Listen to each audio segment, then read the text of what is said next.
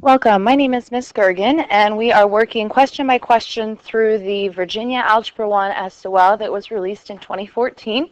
We are on question 13. Question 13 says, look at the system of equations, and they give us an equation in slope-intercept form, y equals negative x plus 2, and they give us an equation in standard form, 7x plus 4y equals negative 1.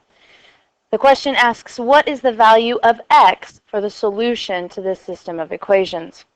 So quick review here. When we talk about systems of equations, we're talking about two functions. In this case, both of these functions are linear. I know that because x is to the first power.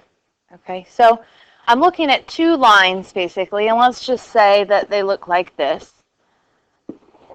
When I'm looking for the solution to a system of equations, I'm actually looking for the point where they intersect, and that point is a coordinate. So it has an x value and it has a y value. In this case, they're asking for the x value of the system. There are two other possible solution sets for system of equations that are linear. You could have two lines that are parallel. And because parallel lines never intersect, they have no solution. And then finally, the last solution set that we could get is what we call coinciding lines. And that's where you graph one line, maybe it's in standard form, and then when you graph the next line that might be in slope-intercept form, they result in the same equation. So the lines are lying on top of one another. Because those lines are always intersecting, we call that infinitely many solutions.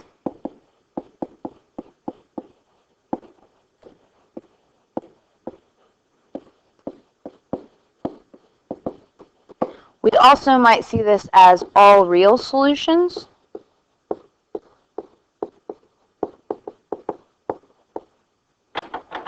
Those are your three solution options when you're solving systems of linear equations. So let's get back to the problem that we're working on here. Get all this stuff erased here. The big idea here is that we can do this in three different ways. We can solve it by graphing, we can solve it by substitution, we can solve it by elimination. Now, what I've taught my kids, because we use the TI Inspire, is to use the system solver in their calculator. So I'm going to show that first. So open a new document, and I do not save changes, and I'm going to open a calculator. And the nice thing about these calculators is that I can just hit Menu, Algebra, and there's three different solving mechanisms here. There's numerical solve if I want to get like x equals 3. So that's going to be for an equation with one variable. There's solve system of linear equations, which is obviously what we want to look at. And then there's polynomial tools. And the polynomial tools can be used to solve quadratic equations with real and imaginary solutions. So I have two equations, variables x and y. That's okay. And then all I have to do is actually type these in as I see them. So I have y equals negative x plus 2, and I have 7x plus 4y equals negative 1. So I'm just going to type those in here.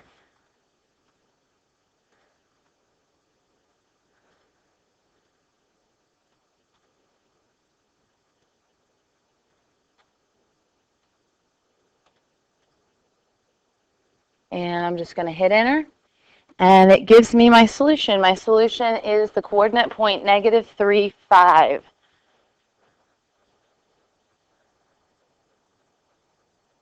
Okay, so because my coordinate point is negative 3, 5, that is the intersection of my line, and they're asking for the x value of that solution, so I would want to choose option B.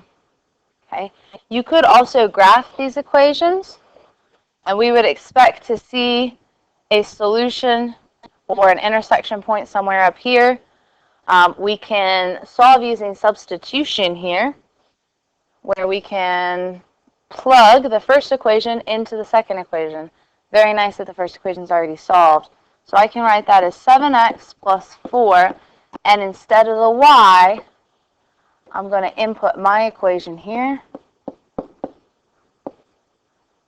and then finish out the original bottom equation. So here I would have to distribute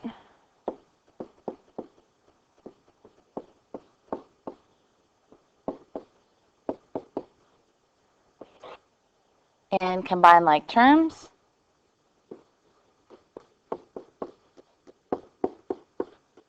And then solve for x.